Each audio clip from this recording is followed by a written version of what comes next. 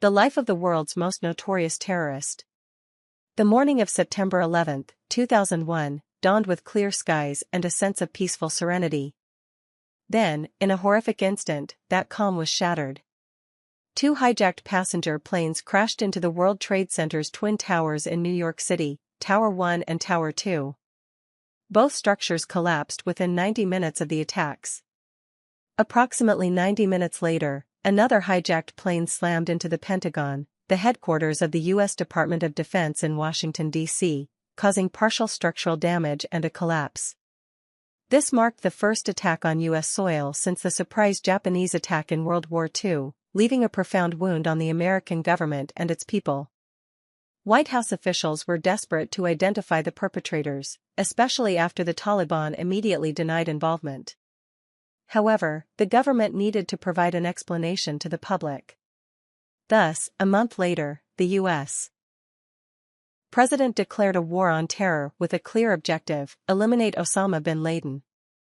Bin Laden, the global terrorist leader of al-Qaeda, hailed from a wealthy Saudi Arabian family and was once considered the wealthiest bachelor in the world. Born in 1957, he was the 17th of 52 siblings in a prosperous Saudi construction family. While the large number of siblings was largely due to his father's multiple marriages rather than his mother, bin Laden's father, with his astute business sense and loyalty to Saudi rulers, cultivated close ties with the Saudi royal family. King Faisal even issued a royal decree, assigning all future construction projects to the bin Laden family's construction company. This gave him a virtual monopoly on building mosques and other religious structures in Saudi Arabia and several other Arab states.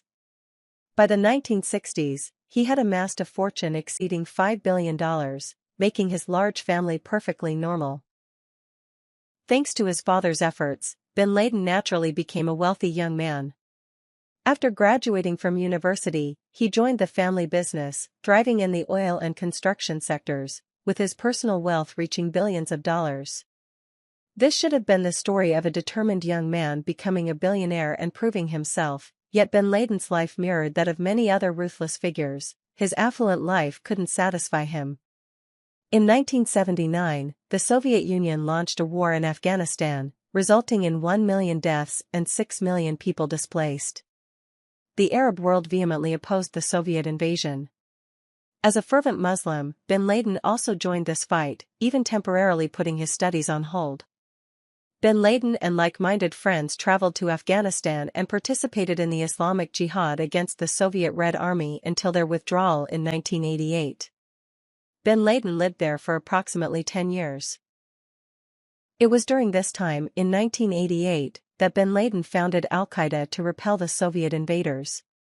Al-Qaeda initially had good relations with the US and Western countries, even receiving numerous weapons and military equipment, as the enemy of their enemy was considered a friend. However, the relationship between the two sides underwent a 180-degree turn. In 1991, the Gulf War erupted. While primarily a conflict between the US and Iraq, Saudi Arabia, as a neighboring country, grew concerned. As the war began, bin Laden approached the Saudi royal family and urged them, "Stop buying Dongfeng missiles from China. I have al-Qaeda, entrust me with the defense of our nation." However, the Saudi royal family was not naive. They feared that if they entrusted national defense to al-Qaeda, Saudi Arabia might one day become an extremist military government. Thus, they politely declined. An unexpected situation then unfolded. After rejecting bin Laden, the Saudi royal family agreed to allow the US to build a military base on their territory. This was utterly unacceptable to bin Laden. He felt he represented righteous Muslims, and from its inception, al-Qaeda aimed to unite Arab strength against imperialist aggression. He questioned why the royal family would act as pawns for the US military, why outsiders should interfere in Muslim affairs, and why the US was clearly seeking hegemony in their land. This was an insult to Islam. As a staunch devotee of Islam, he was determined to oppose the US, which ultimately led to the 9/11 attacks. Speaking of 9/11, this terrorist attack was truly devastating, claiming over 2,900 lives, and economic damages were estimated to exceed $200 billion, equivalent to 2% of the US GDP at the time. Americans felt a profound loss of security, like someone who had just gone through a painful breakup. While many Americans owned firearms, this was a terrorist attack using planes crashing directly into buildings, something no one could defend against. The U.S. Department of Defense declared it the most severe attack on U.S. territory in over 200 years of national history, with the death toll surpassing the total casualties from the Japanese attack on Pearl Harbor in World War II. Following the incident, military forces across the U.S. were immediately placed on the highest alert.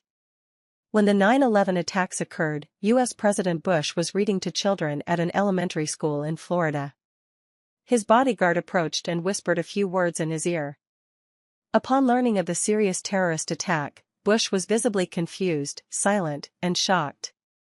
President Bush tried to remain calm and hastily left the school under the escort of Secret Service agents to avoid the possibility of further terrorist attacks.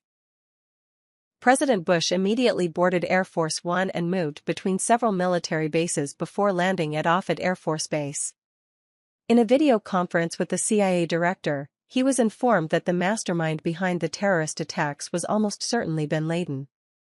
This is why Bush launched the war in Afghanistan, as mentioned at the beginning of the video. They were determined to find bin Laden at all costs, dead or alive. Meanwhile, bin Laden was enjoying wine and being a guest of the Taliban. At that time, the Taliban controlled almost all of Afghanistan during the Civil War, and the situation remains similar today. When bin Laden founded Al-Qaeda years prior, he had become acquainted with Omar, the leader of the Taliban.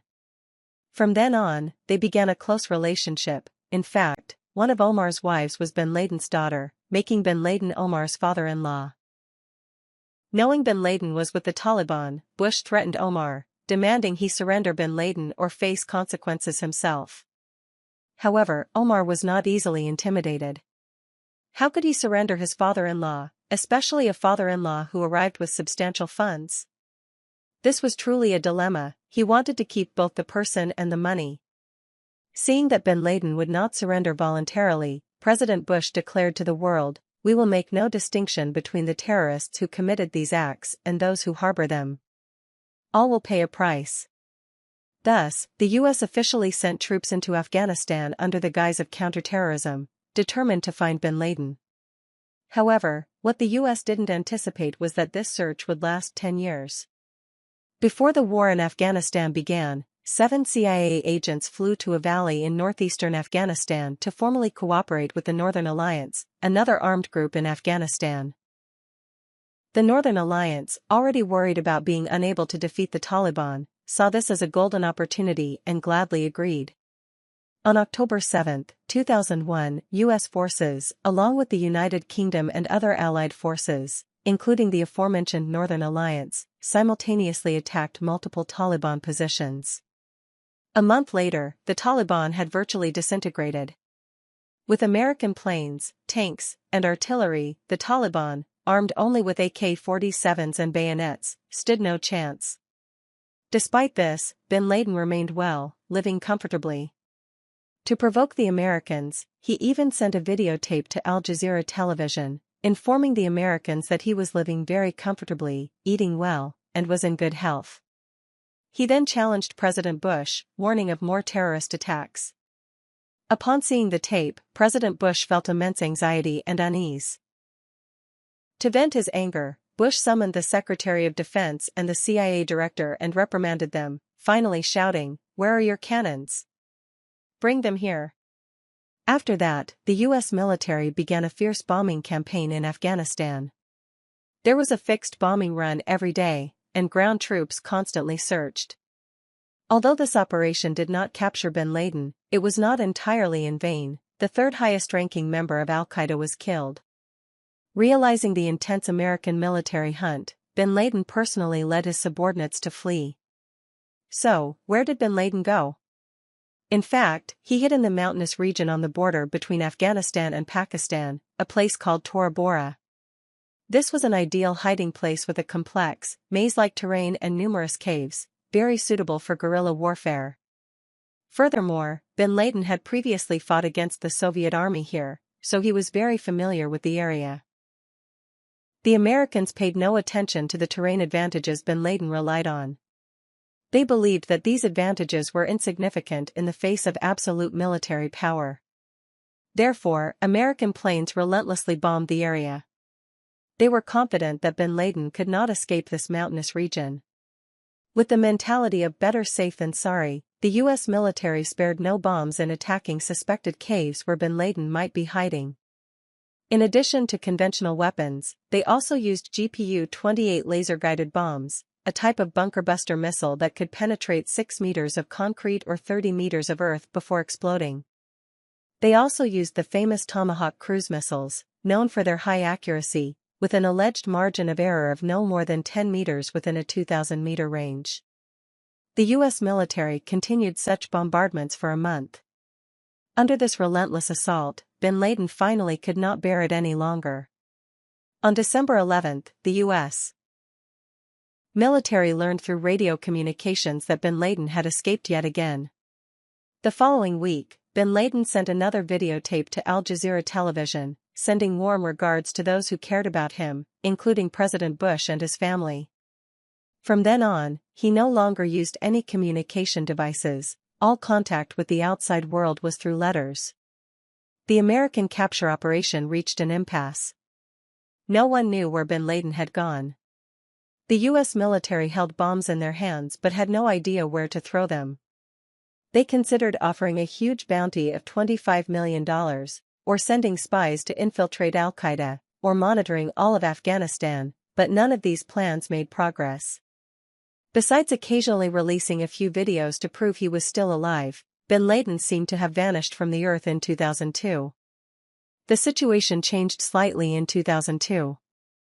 At the Guantanamo Bay prison in Cuba, CIA agents were legally interrogating an Afghan terrorist. This individual, unable to withstand torture, finally revealed crucial information. Bin Laden's courier was known by the alias Abu Ahmed al-Kuwaiti. Of course, the CIA didn't know if this information was true or fabricated. With a better safe than sorry attitude, the CIA immediately began an investigation. However, there were hundreds of people with this name. It wasn't until 2009 that the CIA identified a man named Kuwaiti living in the city of Abbottabad, northern Pakistan. By this time, President Bush had retired, and 8 years had passed since 9/11. Although the CIA wasn't sure if Kuwaiti was connected to bin Laden, they still sent numerous agents to Abbottabad. After several weeks of investigation, they discovered Kuwaiti lived in a 3-story villa in the wealthy area of Abbottabad, the largest building in the neighborhood. What was strange was that the villa had no phone or internet connection. Living with Kuwaiti was a man named Abu Faraj al-Libi. These two brothers often kept to themselves, rarely going out, which raised the CIA agents' suspicions. A few weeks later, the agents planned to install cameras on trees around the house to monitor it 24/7 without being detected. But just before installation, Kuwaiti had people cut down all the trees around the house. This left the CIA agents both embarrassed and fearful, as if they had already installed cameras, they likely would have been discovered watching the house. Therefore, the CIA continued to have agents monitor the house from a distance. Several weeks later, a surveillance report landed on CIA Director Panetta's desk. The report indicated that the family never left out household trash but burned all of it in the yard. Additionally, the villa's perimeter walls were taller than usual and topped with barbed wire. The largest room on the top floor had no windows. There were many children in the yard, but none of them went to school, which was highly unusual for a high-end villa complex in Pakistan. The final lines of the report stunned the CIA director. Based on the amount of laundry drying in the yard, it seemed a third family also lived in the villa, and the head of that family was very likely bin Laden. Immediately afterward, CIA Director Panetta rushed to the White House to report to President Obama. Although they couldn't confirm whether bin Laden was in the house, with a better safe than sorry attitude, Obama decided to launch a major operation to eliminate bin Laden. If successful, he would be renowned; if not, it was no big deal, and the search could continue. There was nothing to lose either way. At 2 p.m. on May 1, 2011, Obama and senior military and government leaders gathered in the White House Situation Room. their eyes focused on the large screen in front of them. This real-world operation relied on SEAL forces as the main contingent to prevent information leaks in this covert operation. The U.S. did not contact local Pakistani authorities. The entire operation was commanded by the CIA. At 1:45 a.m. local time, 11 p.m. the previous day, 24 members of the SEAL team, divided into two groups, boarded two Black Hawk helicopters from a U.S. military base in Afghanistan, flying 300 kilometers to Pakistan. Upon reaching the villa, the tail of the first helicopter accidentally hit a wall. But this did not affect the morale of the members. After all, they and the American people had been waiting for this day for far too long. The 20 members from the emergency-landed helicopter, wearing night vision goggles, stormed the villa. Guarded the main entrance to prevent bin Laden from escaping. On the first floor of the villa, they opened fire on anyone they encountered.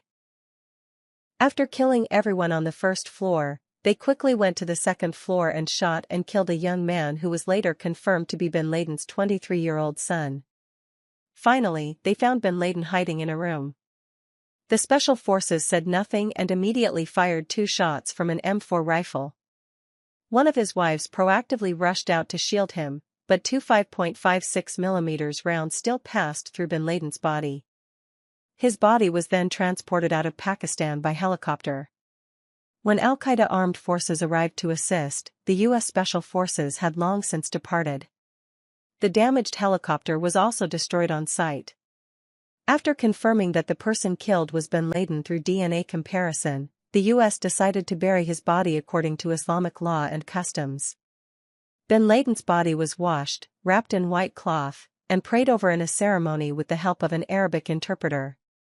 However, to prevent his grave from becoming a shrine for his followers, the U.S. military decided to bury him at sea. This thorn in America's side, along with his brutality, bloodshed, and hatred, finally sank permanently to the bottom of the ocean. To some extent, bin Laden was a highly ambitious organizational leader. For a long time, he was a warrior who abandoned power and wealth to embark on a struggle against imperialist aggression. He once said, "My cause needs money, but I myself do not." However, extremism and religious fundamentalism transformed actions intended for protection into aggression and terrorism. After bin Laden's death, Al-Qaeda became a purely religiously extremist terrorist organization, occupying cities in Yemen and establishing branches in India. They declared they would save Muslims in the region from injustice and oppression. However, they treated the lives of others as worthless. If bin Laden were alive, one wonders whether he would consider this the fulfillment of his ideals or merely a joke.